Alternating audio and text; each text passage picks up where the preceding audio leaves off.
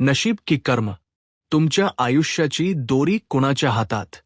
कधी तुमच्या मनात हा प्रश्न आला आहे का? काही लोक खूप मेहनत करतात, तरीही त्यांना यश मिळत नाही. आणि काही लोक जणू काही नशिबानेच श्रीमंत जन्माला आलेले असतात. काही लोक चांगले असतात, प्रामाणिक असतात, कुणाचं वाईट करत नाहीत, तरीही त्यांच्या आयुष्यात दुःख, संघर्ष, अपयश येतं. आणि काही लोक हसवतात, खोटं बोलतात, लोकांना दुखावतात, तरीही ते सुखात दिसतात. मग प्रश्न पडतो, हे सगळं नशिबामुळे आहे का, की आपल्या कर्मामुळे? तुमच्या आयुष्याची दोरी कुणाच्या हातात आहे? तुमच्या, देवाच्या, की तुमच्या भूतकाळातील कर्मांच्या? आणि जर सगळं आधीच ठरलेलं असेल, तर मग मेहनत करण्याचा काय उपयोग? आणि जर सगळं कर्मावरच असेल, तर मग काही लोक जन्मापासूनच संघर्षात का असतात? हा प्रश्न नवीन नाही. हजारो वर्षांपासून माणूस हा प्रश्न विचारतो आहे. माझं आयुष्य माझ्या हातात आहे, की मी फक्त नशिबाचा खेळणा आहे? आजच्या या व्हिडिओमध्ये आपण हा प्रश्न फक्त धार्मिक किंवा भावनिक पद्धतीने नाही, तर अष्टावक्र गीतेच्या अत्यंत खोल तत्वज्ञानातून समजून घेणार आहोत. आणि शेवटी कदाचित तुम्हाला कळेल की नशीब आणि कर्म यांच्या पलीकडेही एक सत्य आहे, जे फार कमी लोकांना समजतं. आयुष्य खरंच नशिबाने चालतं का? एक छोटं उदाहरण घ्या. दोन विद्यार्थी आहेत.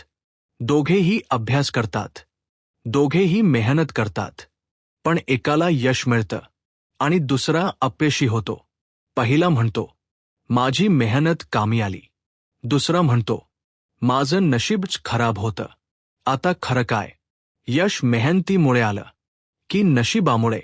आणखी एक उदाहरण. एका घरात दोन भाऊ जन्माला येतात. एकाच आई वडिलांची मुलं, एकाच वातावरणात वाढलेले. पण एक यशस्वी होतो, दुसरा संघर्षात राहतो. का? जर सगळं फक्त मेहनतीवर असेल, तर दोघांचं आयुष्य सारखं असायला हवं होतं. जर सगळं नशिबावर असेल, तर मेहनतीचा अर्थच नाही. म्हणूनच हा प्रश्न इतका खोल आहे. आणि इथेच लोक दोन टोकांवर जातात. एक गट म्हणतो, सगळं कर्म आहे. दुसरा म्हणतो, सगळं नशीब आहे. पण अष्टावक्र म्हणतात, दोन्ही समजून घेतल्याशिवाय सत्य समजणार नाही. नशीब म्हणजे नेमकं काय? लोक नशीब हा शब्द खूप सहज वापरतात.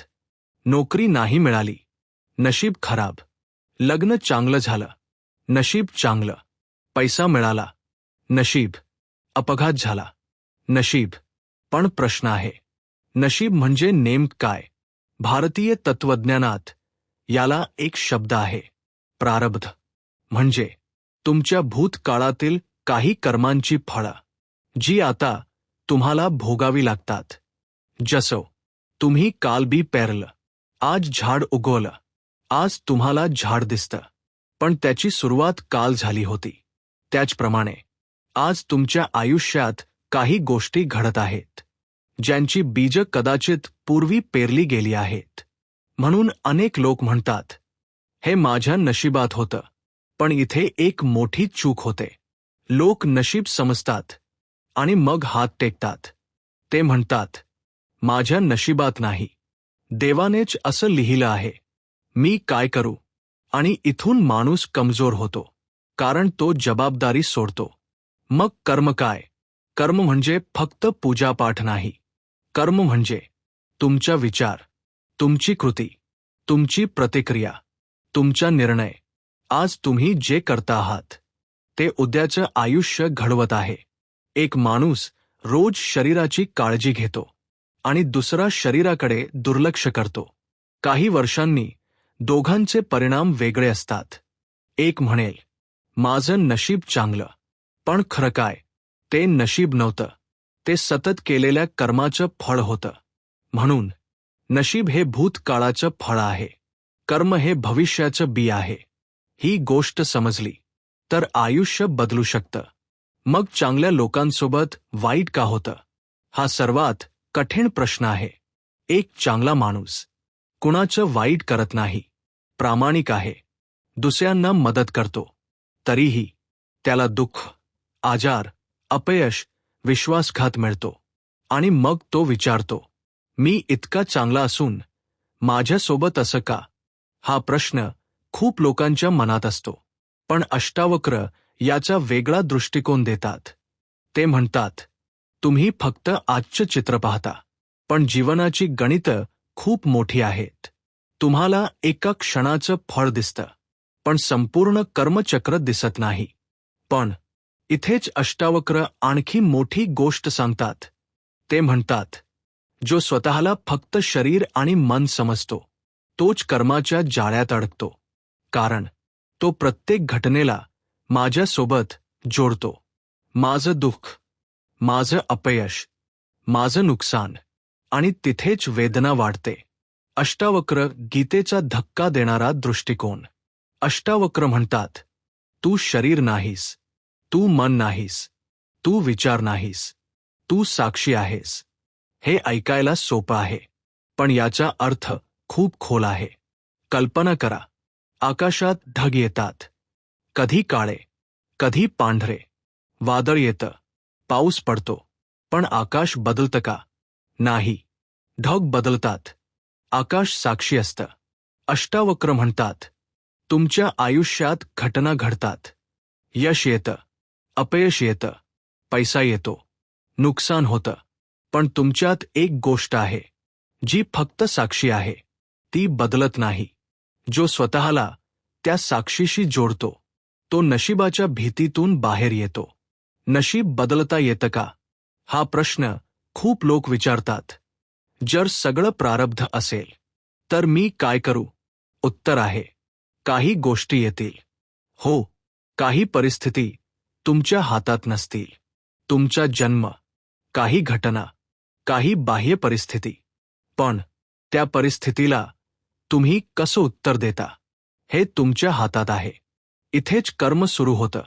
उदाहरण, पाऊस तुमच्या हातात नाही, पण छत्री घेणं तुमच्या हातात आहे. वादळ तुमच्या हातात नाही, पण नौका कशी चालवायची हे तुमच्या हातात आहे. म्हणून नशीब परिस्थिती देतं, कर्म प्रतिसाद ठरवतं, आणि तो प्रतिसाद भविष्य बदलतो. पण अष्टावक्र याहूनही पुढे जातात. ते म्हणतात, जो फक्त कर्म करतो, तो अजूनही अहंकारात आहे. कारण तो म्हणतो, मी करतो. जो फक्त नशिबाला दोष देतो, तो अज्ञानात आहे. कारण तो म्हणतो, माझ्याकडून काहीच होणार नाही. पण ज्ञानी माणूस म्हणतो, कर्म होत आहे, मी साक्षी आहे. हे खूप सटल आहे. याचा अर्थ आळशी होणं नाही. याचा अर्थ जबाबदारी टाळणं नाही. याचा अर्थ पूर्ण जागरूकतेने कर्म करणे, पण परिणामाला चिकटून न राहणे. हेच मुक्तीचं बीज आहे. तुमच्या आयुष्यात याचा अर्थ काय? जर तुम्ही सत्य म्हणत असाल, माझं नशीब खराब आहे, तर तुम्ही स्वतःची शक्ती सोडत आहात. जर तुम्ही म्हणत असाल, मीच सगळं नियंत्रित करतो, तर तुम्ही अहंकारात आहात. दोन्ही चुकीचं आहे. योग्य काय? हे समजणं, की काही गोष्टी घडतील, पण मी कसा प्रतिसाद देतो, ते माझ्या चेतनेवर अवलंबून आहे. इथेच खरी शक्ती आहे. एक गोष्ट जी आयुष्य बदलू शकते. कल्पना करा, दोन लोकांवर एकच संकट येतं. एक तुटतो, दुसरा मजबूत होतो. का? संकट तेच होतं, नशीब तेच होतं, पण प्रतिसाद वेगळा होता. आणि तो प्रतिसाद कर्म होतं. म्हणून आयुष्य फक्त तुमच्यासोबत काय घडलं यावर ठरत नाही, तर तुम्ही त्याला काय अर्थ दिला यावर ठरतं. नशीब की कर्म? आता अंतिम प्रश्न. तुमच्या आयुष्याची दोरी कुणाच्या हातात आहे?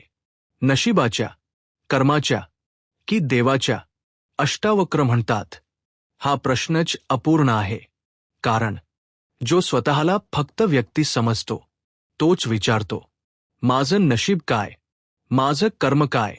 पण जो साक्षी भावात जातो, त्याला समजतं, जीवन घडत आहे, कर्म होत आहे, परिस्थिती येत आहेत, पण माझ्या आत एक शांत साक्षी आहे, जिला काहीही स्पर्श करू शकत नाही. आणि ते समजलं की भीती कमी होते, दोष देणं कमी होतं आणि जागरूकता वाढते. म्हणून पुढच्या वेळी आयुष्यात काही वाईट घडलं, फक्त नशिबाला दोष देऊ नका. आणि काही चांगलं घडलं, फक्त अहंकारातही जाऊ नका. स्वतःला विचारा, या क्षणी मी काय शिकतो आहे? मी कसा प्रतिसाद देतो आहे? मी जागरूक आहे की बेशुद्ध? कारण नशीब तुम्हाला परिस्थिती देऊ शकतं, पण तुमची चेतना तुमचं उत्तर ठरवते. आणि कदाचित आयुष्याचं खरं रहस्य हे नशीब किंवा कर्म यात नाही, तर त्या दोन्हींच्या साक्षी बनण्यात आहे. तुम्हाला काय वाटतं, आयुष्यात जास्त शक्तिशाली काय आहे, नशीब की कर्म की अष्टावक्र म्हणतात तसो दोन्हींच्या पलीकडचा साक्षीभाव? तुमचं मत कमेंटमध्ये नक्की लिहा. आणि असेच मनाला हादरवणारे, आयुष्य बदलणारे विचार पाहण्यासाठी मॅनक्रांतीला सबस्क्राईब करायला विसरू नका.